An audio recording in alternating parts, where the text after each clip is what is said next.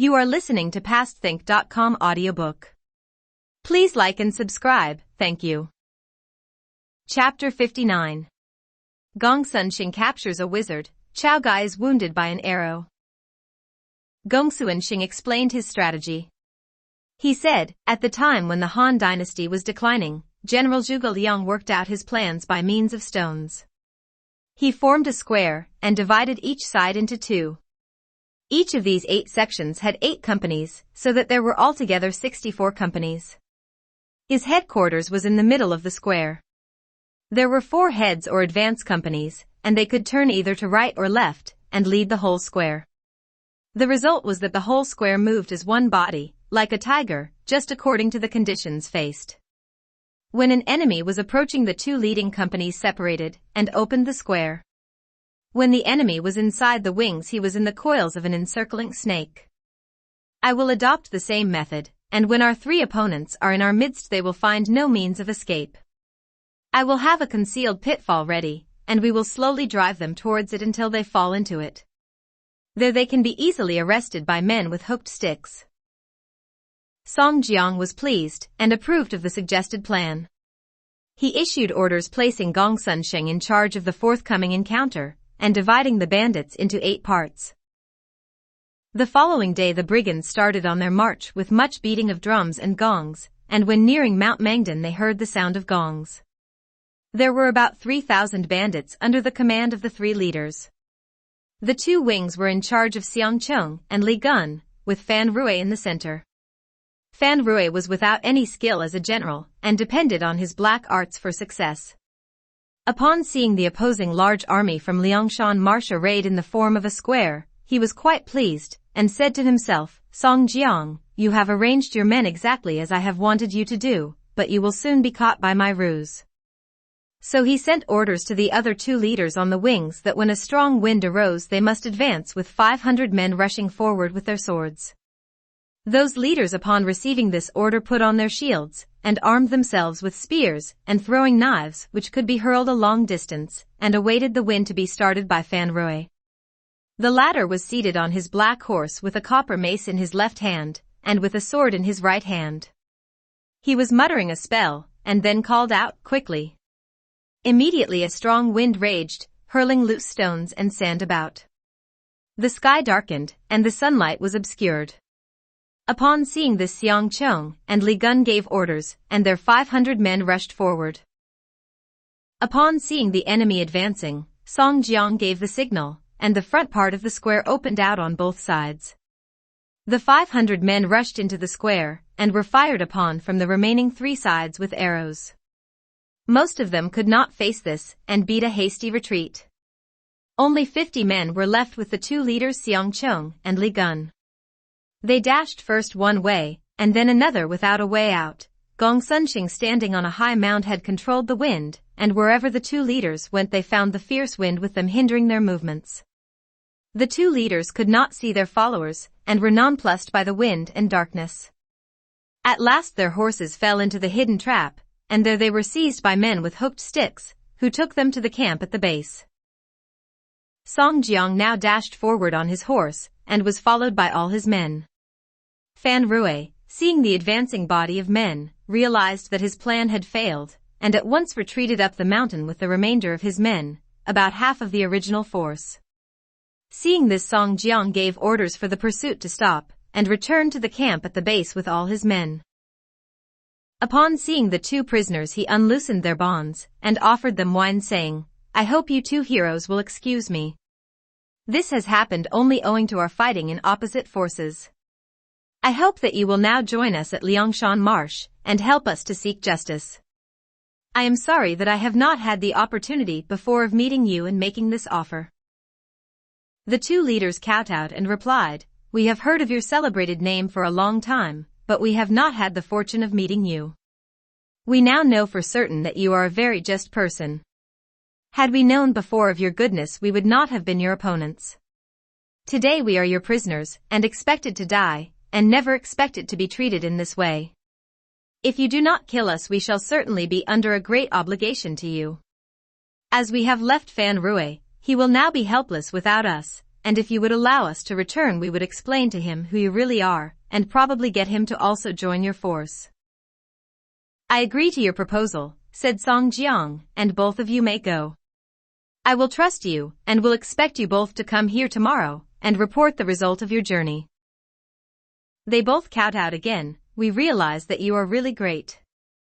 If Fan Rui will not listen to our pleadings, then we will seize him and bring him here by force. Song Jiang was very glad, and invited them to dine with him. He then gave them new clothes, good horses, and sent 2 men to accompany them on their trip. On their horses the 2 leaders meditated on Song Jiang's generosity. Upon reaching Mount Mangdan the outposts were astonished upon seeing the return of their leaders, and sent the information up the mountain. Upon reaching the camp Fan Rui received them, and after explaining how they had been kindly treated by Song Jiang, and then released, Fan Rui agreed that they could no longer oppose the will of heaven, but must go and join forces with such a just man. The following day they set out for Song Jiang's headquarters, where they were gladly welcomed. Their men and everything were duly brought to Liangshan Marsh, and the 2 bands of bandits were now united. On the day that Song Jiang and the new adherents were arriving at Liangshan Marsh, and were on the point of crossing the lake, a man saluted him. Upon being inquired for his name the man replied, I am Duan Jingzhu, but because of my light-colored hair the people call me golden-haired dog. I am a Zhuozhou prefecture man, and get a living by stealing horses. This spring I stole a horse at Qiangan Ridge, and it was pure white without a single hair of any other color. It was very swift, and was well known as Jade Lion that glows in the night. It previously belonged to a prince of the Jurchen Tartars. I have heard of your great reputation, so I decided to present it to you. On the way, however, I was attacked at the village Zengtu where the horse was taken from me. I told them that it was your horse, but they only cursed you so badly that I dare not to go into details. I came to inform you of the matter. Song Jiang saw from the man's appearance that he was not a ruffian, and replied, As matters are like this I request you to come to our stronghold where we can discuss the case. They then crossed the lake by a boat, and upon reaching the mountain all the leaders were summoned to attend the assembly hall where dinner was served.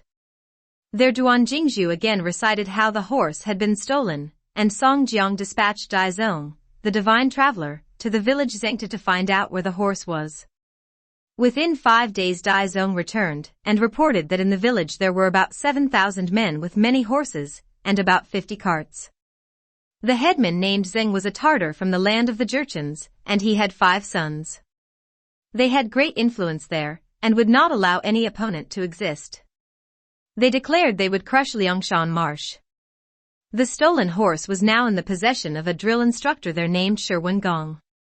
There was a very detestable poem recited on the streets of that village. It was as follows. Startle all the spirits. Capture all the brigands. Arrest Chao Gai and Song Jiang. Put them all in prison. Strong and mighty are we. Zeng has many tigers. They are known throughout the empire. There are none their equal. There is not a single person who does not sing that, and I found it unbearable. Chao Gai was very angry and said, Those animals have no sense of decency. I must go myself. If I do not capture them I shall not return. I only want 5,000 men, and about 20 leaders to accompany me. The others will stop here under Song Jiang to guard our stronghold. That day Chao Gai selected his 20 leaders, and they left the mountain with their men divided into 3 contingents.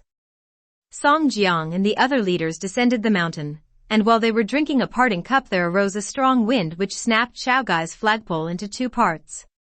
When they saw this they were all astounded. Wu Yong remonstrated with Chao Gai.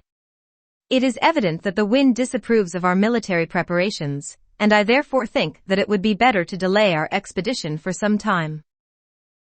It is nothing unusual for the wind to do such a thing, said Chao Gai. The weather is favorable, and if we do not go now it will only enable them to prepare their defenses, and that might lead to our defeat. I ask you not to obstruct me in this matter, as I intend to proceed at all costs.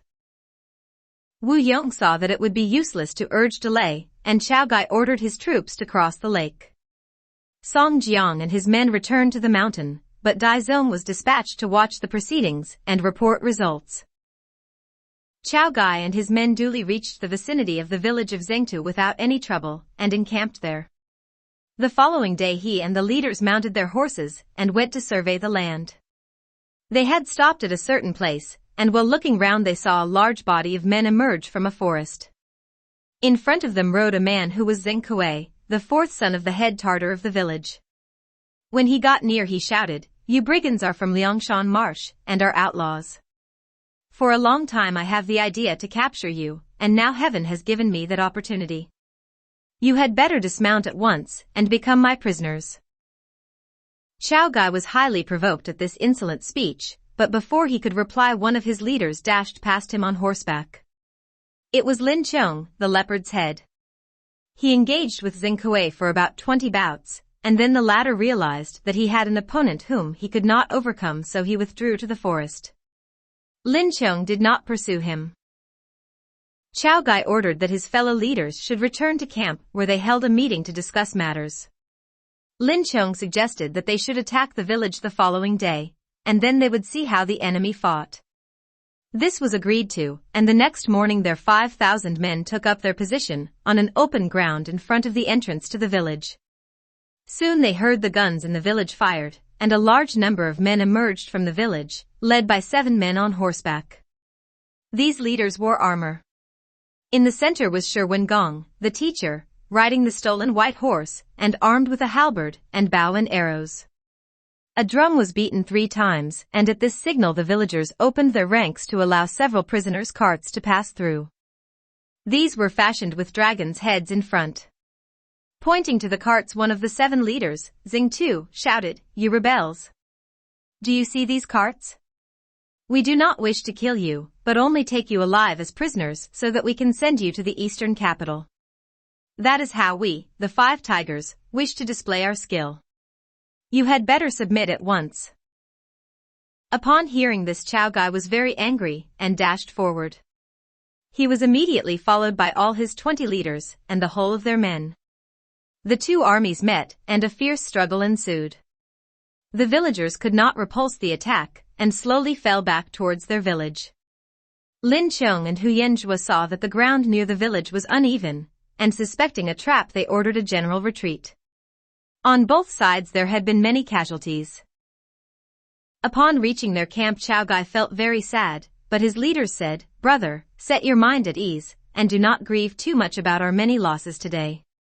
You must not forget that our brother Song Jiang has had many defeats. We shall be victorious before we go back."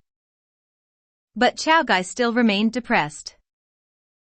For the next 3 days the brigands challenged the village to fight, but the villagers did not show themselves. But on the 4th day 2 monks came to Chao Gai's camp, where they said, "We are from the Fahua monastery to the east of the village of Zengtahir. We have been frequently disturbed by the 5 tigers, sons of the Zeng family, who have demanded money from us. We know all their defenses, and are willing to show them to you so that you will relieve us of their trouble." Chao Gai was pleased to hear this, and invited them to be seated and take refreshments. But Lin Chong exhorted Chao Gai, "Do not listen to these men, as this may be only a plot." "I think we can depend upon them as they are both monks," replied Chao Gai. "We men of Liangshan Marsh are always willing to assist people in distress, and now that we are here, we must not miss this opportunity. These monks have no grudge against us, so why should they try to deceive us? You should not be so suspicious and hinder our affairs. There is no reason why we should not win the next time. This evening we must try again." "As you have decided to do so," said Lin Chong, "let us divide our men in half, and I will take 1/2 into the village, while you remain in charge of the other half outside." "If I do not go into the village I am afraid our men will hold back," replied Chao Gai. "You had better take charge of our men outside the village." "Whom do you want to accompany you?" asked Lin Chong. "I want 10 leaders and 2,500 men." He then named the 10 leaders. This was agreed to, and after the evening meal they set out. No bells were allowed on the horses, and each man carried a gag in his mouth so that nobody should utter a word. It was growing dark, and they followed the 2 monks to the Fahua monastery outside the village. Chao Gai saw that it was a very old monastery. He dismounted, and entering the building saw that there was nobody inside. So he asked the monks how it was that the place was so empty. The monks replied that most of the monks had long since left the monastery on account of the trouble caused by the Xing family. There was only the abbot left, with a few acolytes, and they lived in the room near the pagoda. They said that Chao Gai and his men had better stay there till the 3rd watch, 11 a.m., when the monks would take them to the village. "Where is the stronghold of the village?" asked Chao Gai. "There are 4 camps in the village, and the Xing brothers are in the northern one. If you can get the northern camp, the others will give no trouble," replied the monk. "At what time can we go?" asked Chao Gai. "Just now is about the 2nd watch, 9 p.m., and it would be better to go about 11 p.m. Just then the drums in the village signaled the time as the 2nd watch. But after some time the drums were not beaten again, and the monks thought that that watchman had gone to sleep. So they decided to start off at once, and the monks led the way. Chao Gai gave the order for an advance, and his leaders and their men silently followed him. They had gone about 2 li when Chao Gai missed the 2 monks who had been acting as guides. So a halt was called. They searched all around in the dark, but could not find the road. There were no houses there. The men were getting nervous, so Huyen Zhua shouted an order for a general retreat. They had only gone about 100 steps when they heard drums beaten on all sides around them in the dark. Soon there were sounds of men shouting, and torches were lit all around them. Chao Gai and his men had not gone much farther when they met a body of men who discharged arrows at them. One of these hit Chao Gai in the face, and he fell off his horse. 5 of the leaders lifted Chao Gai onto his horse again, and retreated. Lin Chong, who had half the men in reserve, saw the light, and heard the drums, and at once ordered an advance of his men. The fight continued during the night. Orders were not given for a general retreat to their camp until daybreak. In camp, Chao Gai was bleeding badly from the wound in his face, and Lin Chong applied a medicine to the wound. They examined the arrow, and found on it the name of Sherwin Gong. They did not notice, however, that it was a poisonous arrow. A cart was obtained, and in this Chao Gai was sent back to Liangshan Marsh with an escort. The leaders left behind held a conference. The general opinion was that the mishap to Chao Gai's flag, when they started on the expedition, was an omen, and now that Chao Gai was wounded they had better stop operations against the village and wait until Song Jiang's order for withdrawal. They were still in a nervous condition when a scout arrived and reported that a large body of men with numerous torches was advancing towards the camp by 5 different roads. Upon going outside they saw torchlights on the hills all around their camp. Lin Chong suggested that they must not fight again in the dark, and this being agreed to, orders were issued for camp to be struck, and an orderly retreat to be undertaken. As the opposing army came up, a general rearguard fight took place as the bandits retreated step by step. They retreated about 20 li before the army of the Xing stopped pursuit. Now the leaders saw that they had only about 600 men left, all the rest having been captured, wounded, or killed. They went on towards Liangshan Marsh, where they duly arrived. There they found that Chao Gai was much worse, his body having swollen considerably, and he was no longer capable of either eating or drinking. Song Jiang stayed by the bedside attending to his chief, and about midnight the latter spoke, "Do not be surprised at what I am going to say. I wish that the person who captures the man who shot me with that arrow should become chief of our men in my place." As soon as he had said this he died. All the leaders heard Chao Gai's will. After Chao Gai's death the leaders decided to ask Song Jiang to become their chief. A general meeting took place in the General Assembly Hall, with Lin Chong in the chair. He opened the proceeding. "In the state and family a single day cannot pass without an emperor or master respectively. Chao Gai has gone to heaven, so that our affairs are now without a chief. We think that you, our elder brother, Song Jiang, should now fill the vacant position, and as tomorrow is a lucky day we propose to install you as our chief."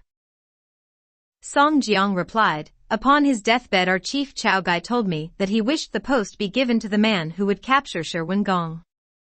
The death-dealing arrow is still there, so how can we forget his dying command? We have not yet avenged the injury, so how can we make any other arrangement?